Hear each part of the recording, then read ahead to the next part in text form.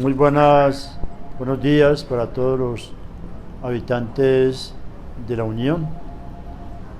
Saludando con mucho cariño a todas las veredas, los sectores, a todo el sector del comercio, a los conductores, a los docentes, a las instituciones del municipio, a la administración municipal, a la Policía Nacional, al Ejército Nacional, todos los que nos escuchan en esta mañana, para dirigirles el temita de este día, al encuentro con la familia. Como estamos en el mes de septiembre, dedicado de manera especial a la Sagrada Biblia, les quiero compartirles unos temitas o algunas reflexiones sobre la importancia de la Sagrada Biblia. En la palabra Biblia significa biblioteca, pequeña biblioteca del cristiano. La Biblia contiene 73 libros, 46 en el Antiguo Testamento y 27 en el Nuevo Testamento. ¿El autor de la Biblia quién es? El autor de la Biblia es Dios. Y entonces él se dedicó a escribir toda la Biblia. No. Él, a través del Espíritu Santo, que fue inspirando a unos hombres llamados autores divinos o agiógrafos, que fueron redactando la Sagrada Biblia lentamente. Y ahora les voy a contar cómo se dio la Biblia, que no que apareció así de un momento a otro. Entonces, recordemos, el autor de la Biblia es Dios, y la escribieron hombres agiógrafos inspirados por el Espíritu Santo. Entonces, en ese orden de ideas, Moisés escribió una parte de la Biblia, también la escribió los profetas Isaías, Jeremías, Malaquías, el rey David, todos estos, los apóstoles, también escribieron otra parte en el Nuevo Testamento. Entonces, para que nos demos cuenta que la Biblia se fue dando en un proceso. Entonces, como les decía, no apareció de buenas a primeras. Por una parte, en esa época no había imprenta, como ahora que tenemos fotocopiadoras, tenemos de todo para imprimir un papel rapidito. En esa época no. Entonces, primero la Biblia se fue dando de una forma verbal. Dicen que los romanos tenían una gran capacidad de memoria para retener. Entonces se grababan un mensaje, una enseñanza, y la iban transmitiendo de persona a persona, de grupo a grupo. Y así se fue multiplicando la enseñanza de la Sagrada Biblia, una forma verbal. Pero más adelante se dieron cuenta que todos estos que estaban hablando de la Biblia, que llevan los mensajes, pues de hecho iban a morir, porque como humanos morimos. Entonces se dio una tarea de ir escribiendo estos relatos, esas enseñanzas, y las escribían en pergaminos. Pergamino es un rollo grande, y ahí iban escribiendo textos, los enrollaban y los llevaban y los guardaban en una parte que llaman las cuevas de Qumran, y allá guardaban todos estos rollos todo lo que iban transmitiendo, iban escribiendo, eso era a pura mano, y allá lo llevaron al Currá.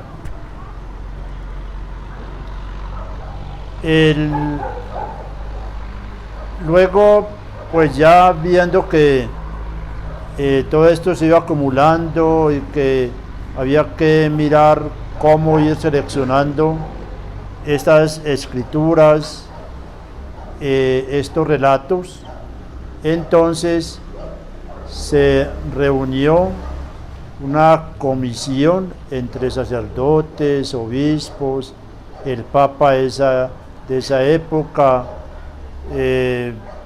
y versados en Biblia, y principiaron entonces a mirar cómo ir redactando, ir seleccionando los textos para luego irlos organizando lo que hoy tenemos la Biblia. En esa época entonces la Biblia se escribió en hebreo, en arameo y en griego. En arameo, en hebreo y en griego. Eran los tres idiomas que Jesucristo dominaba. Pero entonces, después de que ya se seleccionó todos estos libros, que a un número de 66 libros los llamaron canónicos, porque ya estaban aprobados para que quedan allí escritos en la Biblia, y quedaban otros 7 para otras reuniones, para otra supervisión de los escritos, para mirar si los dejan o no. Se llaman deuterocanónicos y luego fueron agregados.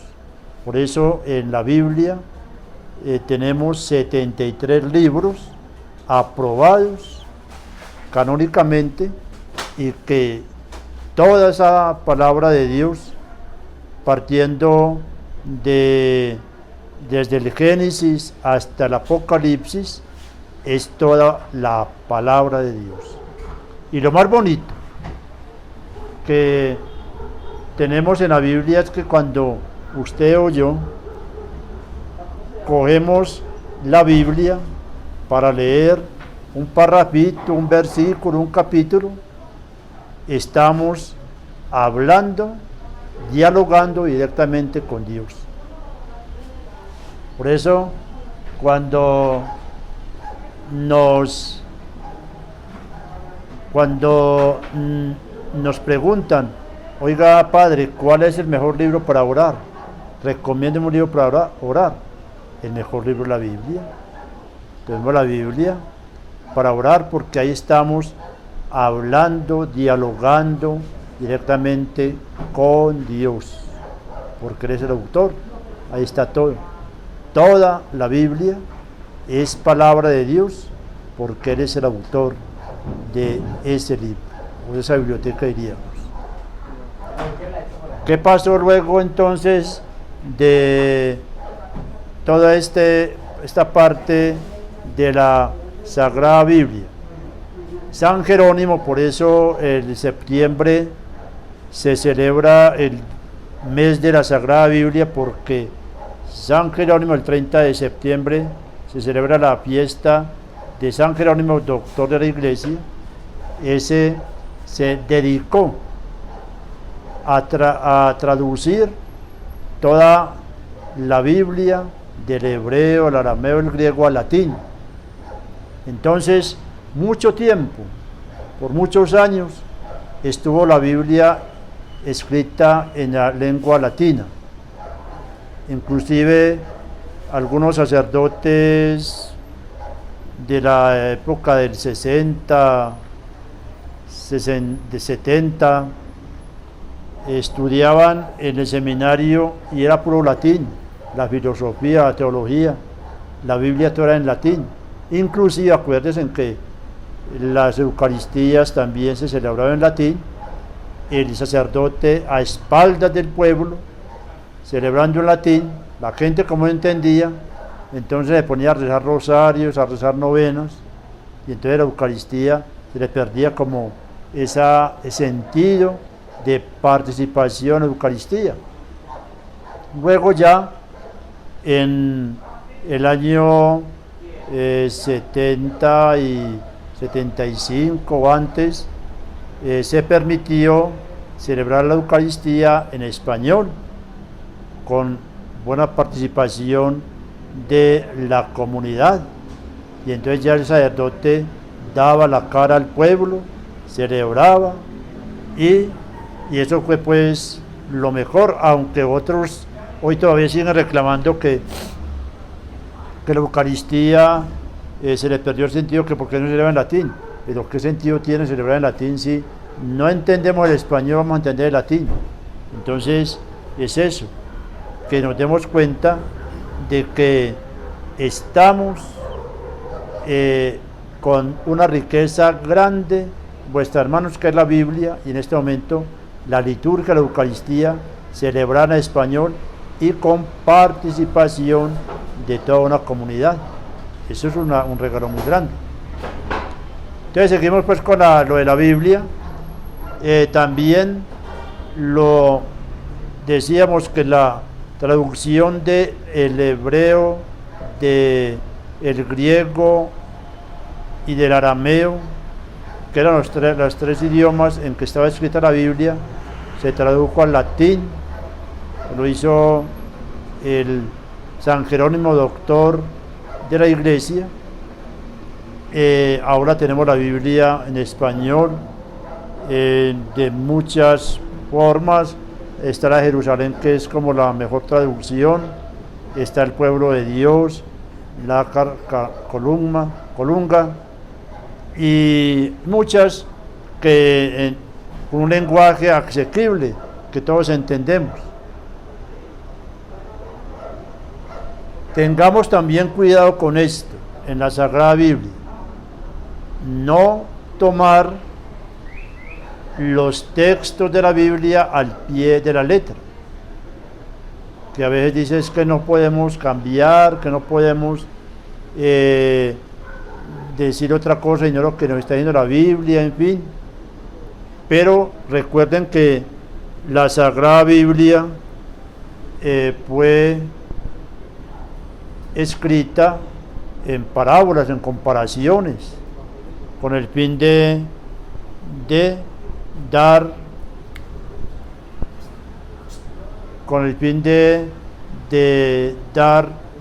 una enseñanza bonita al pueblo de Dios. Y entonces por eso hablan de rebaños, hablan del pastor, hablan de la comparación de la semilla, de la siembra, bueno, una cantidad de comparaciones para darnos una bonita enseñanza. Entonces, para entender un texto de la Biblia, tenemos que tener en cuenta los géneros literarios, o sea, el estilo, cómo se escribió en esa época, ¿sí? Entonces en la Biblia encontramos libros históricos, en la Biblia encontramos libros sapienciales, sabiduría. En la Biblia encontramos el Pentateuco, los primeros 5 libros de la Biblia, que nos narra la creación, la historia de los patriarcas, de Abraham, de Moisés, de Josué. Encontramos libro apocalíptico, como es el Apocalipsis al final y el de Daniel. Entonces miremos todos los estilos. Por eso no es tomar la Sagrada Biblia al pie de la letra, sino saberlo interpretar. Y al lado de eso también está la tradición, o sea, los escritos de los santos padres, de los apóstoles, que nos ayudan a interpretar un texto bíblico. Muchos dicen, bueno, si yo quiero leer la Biblia, ¿cuál sería el orden para leer? Se recomienda que principiemos a leer los 4 evangelios, luego el libro de los Hechos de los Apóstoles, después las 13 cartas de San Pablo, luego las cartas apostólicas, que son las de San Pedro, San Juan, Judas, la de Filemón, y luego pasar ya al Génesis, a los Salmos, a Proverbios, Eclesiastés, Sabiduría, a los profetas, en fin. Y por último, yo diría, y siempre recomienda, por último leer el Apocalipsis, porque es que muchos principian al revés. Entonces principian a leer del Apocalipsis hacia acá y se confunden cuando principian a hablar de dragón, de un león con tantas cabezas, de que las estrellas van a caer. Bueno, entonces la gente se pega de eso, le da temor y no vuelven a coger la Biblia. Entonces dejemos por último el Apocalipsis, que también tiene un significado bonito. Todas las figuras, todas esas numeraciones o los números tienen un bonito significado para que lo gustemos y de verdad miremos lo bonito que es tener la Sagrada Biblia en nuestras manos. De toda la Sagrada Biblia, siendo pues tan importante todos los escritos, los 4 evangelios son los más importantes. ¿Por qué? Porque los 4 evangelios, los evangelistas San Juan, San Lucas, San Marcos, San Mateo, nos están hablando del nacimiento, de la vida pública de Jesús, de su vida privada también allá en Nazaret, de la pasión, de la muerte y de la resurrección. Pasión, muerte y resurrección. Y todos los acontecimientos y hechos de Jesús que él hizo en su vida pública, los milagros, el de escuchar a los niños, el de acoger a los jóvenes, de escuchar a los enfermos, sanar a muchos enfermos, el de expulsar a muchos demonios, en fin, todo eso lo encontramos en esos 4 evangelios en la Biblia. Y los 4 evangelios es como la parte vertebral de toda la Biblia. Y luego miramos también el libro de los Hechos de los Apóstoles, que también lo escribió San Lucas, es el autor de los Hechos de los Apóstoles. Y miramos ahí en este libro de los Hechos cómo nace la iglesia, y se le llama también a este libro de los Hechos el libro del Espíritu Santo, porque nos habla mucho de la unción del Espíritu Santo, de cómo acompañaba este Espíritu a todos estos apóstoles en la evangelización, los fortalecía, los impulsaba para que ellos también hablaran sin miedo de esta palabra de Dios. Y así vamos mirando entonces toda esa importancia de la Biblia. También destacamos o resaltamos en la Biblia, los evangelios, el libro de las bienaventuranzas o los capítulos, que es el de capítulo 5 de San Mateo, que todo eso es como la esencia de esa predicación de Jesús. Principia en el Sermón de la Montaña, y ahí hay otra cantidad de escritos, 3 capítulos hermosísimos en San Mateo, que nos habla de cómo nosotros vivir cristianamente, cómo hacer las cosas bien, cómo vivir en nuestra vida de comunidad. Entonces está todos esos 3 capítulos, sobre todo de San Mateo, del capítulo 5 al 8, que nos van a hablar de un programa muy detallado y muy bonito de la vida cristiana. Luego pasamos en la Biblia, leemos el libro del Génesis, que nos está hablando de la creación. Y qué palabra tan bonita cuando dice: y todo lo hizo muy bien. Dios todo lo hizo muy bien, toda la creación. Como nos dio el agua, el sol, la luna, las estrellas, los árboles de toda especie, animales.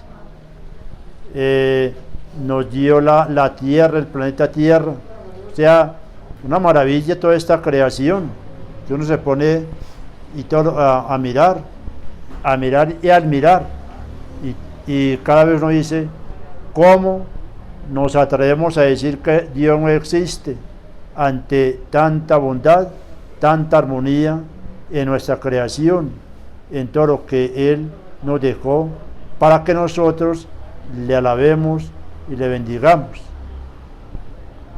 En la Biblia no vamos a ir a buscar algo científico. Muchos dicen: a ver cómo encontrar acá el origen del hombre, el origen del mundo. No, la Biblia no es para eso. No es para ir a buscar a ver de qué forma o cuándo fue que se creó al hombre o cuándo fue que se creó el mundo.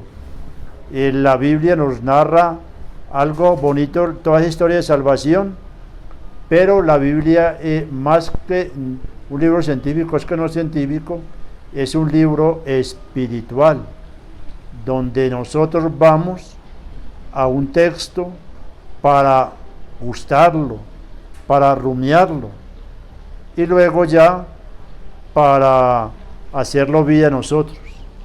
Porque la Biblia no es para que aprendamos de memoria un texto, lo repitamos, sino para que nosotros lo reflexionemos, lo gustemos y nos demos cuenta cómo podemos nosotros aplicar a nuestra vida todo lo que allí se nos dice, porque no es de pronto repetir, es que allí dice muy bonito y bueno, y se nos escucha, pero cuando no vivimos, cuando no aplicamos esa palabra, nos quedamos muy cortos, digámoslo así, muy cortos.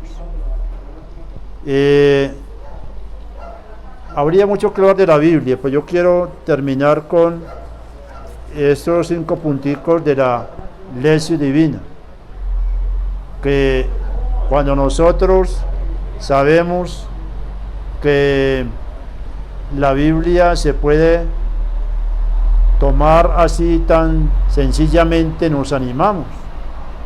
Entonces vamos a hablar de esos 5 pasos para la lección divina. Se tiene entonces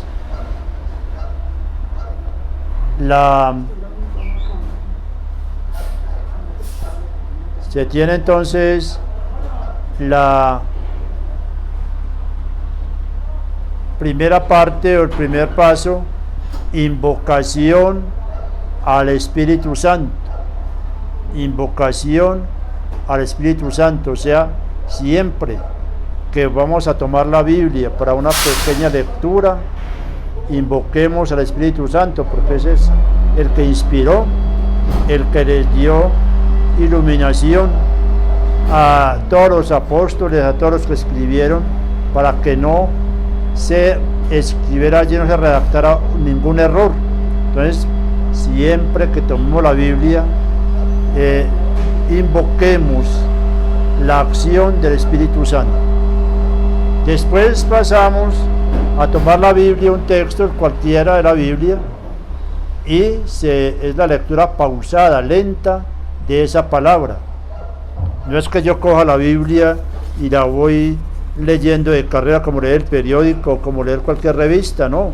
Es para que la tomemos con despacio, leamos una vez, dos y tres veces el mismo texto, para que entonces tengamos la idea de qué me está diciendo ese texto, para poder comprenderlo.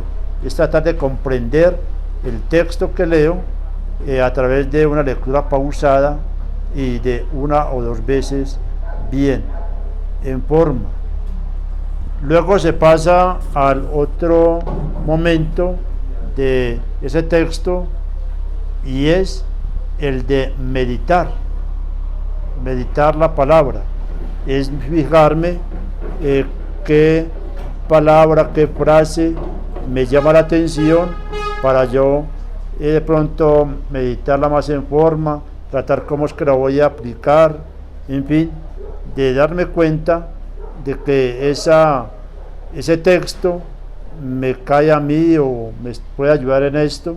Entonces meditar, resaltar, o también de mirar a ver cómo se puede hacer un paralelo con otros textos que hablen de lo mismo, como ayer por ejemplo que se hablaba de las bienaventuranzas según San Lucas, muy parecido al texto de San Mateo que también habla de las bienaventuranzas. Y así hay muchos textos en la Biblia que son paralelos y que nos ayudan a entender mejor la palabra. Luego viene la contemplación. ¿Qué es contemplar? Contemplar ese texto es imaginarse de pronto a Jesús allá en el monte, el monte o la montaña, hablando de las bienaventuranzas, o subir a la barca hablándole a la gente de la barca, o sanando a un enfermo, o sanando a este ciego, o imponiendo las manos a los niños, o atendiendo a ese joven. Es eso, es imaginar, contemplar es imaginar. Luego viene otra parte y es hacer oración con el texto, hacer oración. No es hacer algo diferente, no, gracias Señor por este texto, porque me enseña a amar, me enseña a perdonar, me enseña a descubrir lo importante que es mi familia, que son mis vecinos, mis amigos, por decir algo. Y luego viene la otra partecita, y es la aplicación de ese texto, cómo lo aplico a mi vida, cuáles son las enseñanzas, las conclusiones, lo que yo puedo hacer para que este texto no se quede únicamente en un escuchar, en un leer, sino hacerlo vida en mi corazón.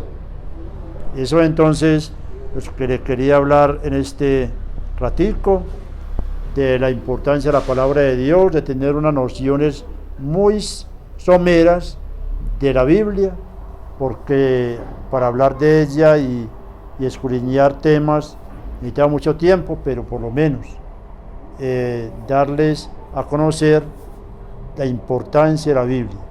Y la invitación última es para que no dejemos la Biblia ya exhibida en la salita con una lamparita muy bonita, con el Salmo 91 o cualquier otro texto ahí, y nadie la puede tocar. No, la Biblia es para que la tomemos en la mano, leamos, rayemos textos, en fin, para que aprendamos a orar y amar la palabra de Dios.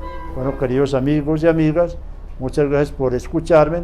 Que Dios los bendiga en nombre del Padre, y del Hijo y del Espíritu Santo. Amén. Un feliz día.